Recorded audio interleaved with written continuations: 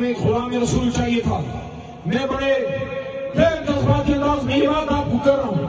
हमारे बहुत से मोहतरम दोस्त जहाँ पे खड़े, मौलाना साहब भी खड़े, मौलाना साहब आपको भी कहना चाहता हूँ, वक्त के इमाम की आवाज पहचानो।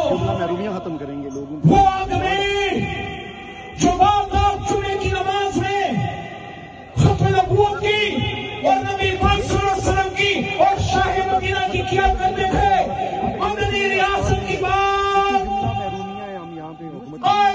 मोहम्मद अली जिन्ना के बाद कश्मीर में और पाकिस्तान में अगर किसी ने की है तो मेरी जमात के चेयरमैन इमरान खान ने की है। तारीख की तरफ लेके जाता हूँ। कायद-ए-आज़म 1948 मोहम्मद हुसैन साहब तारीख के भी तालिब इल्म हैं और पॉलिटिकल वर्कर हैं, और आज से तो हम जैसे आपके शागिर्द और आपसे जूनियर हैं सियासत में, हमारी मजाल में, लेकिन आपको बाबा बुलंदरी का दिल करते खिताब दें, इतनी खिदमत आपने इस इलाके के अवाम की है, तो मैं बाबा बुलंदरी आपको बुलंदरी के अवाम और अपनी बहन और मौसू को कहना चाहता हूँ, तारीख के औराक खोलो।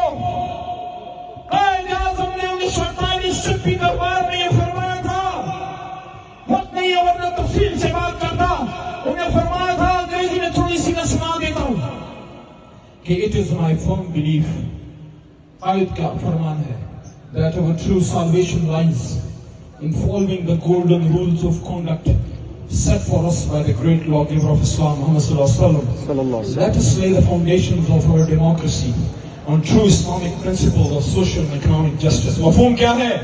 आज ने सिप्पी दरबार में फरमाया, पाकिस्तान बनने के बाद कि मेरा ये पक्का ईमान है कि पाकिस्तान और मुसलमानों की निजात तब होगी जब इस्लाम के उन सुनहरे उसूलों पे अमल करें जो इस्लाम के सबसे बड़े कानूनदान मोहम्मद सल्लल्लाहु अलैहि वसल्लम ने हमें दिए।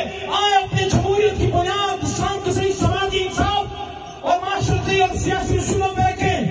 तो क्या ये अल्लाह का इनाम नहीं कि जो बात मेंबर मस्जिद से होती थी आज वज़ीर आज़म की बहुत बड़ी कुर्सी से, वज़ीर आज़म पाकिस्तान की कुर्सी से अल्लाह ने वाइड इस्लामिक न्यूक्लियर स्टेट में से आज आवाज आती है कि हमने मदीना की रियासत की तर्ज पे इस मुल्क को बनाना है। खत्म नबूवत में सबसे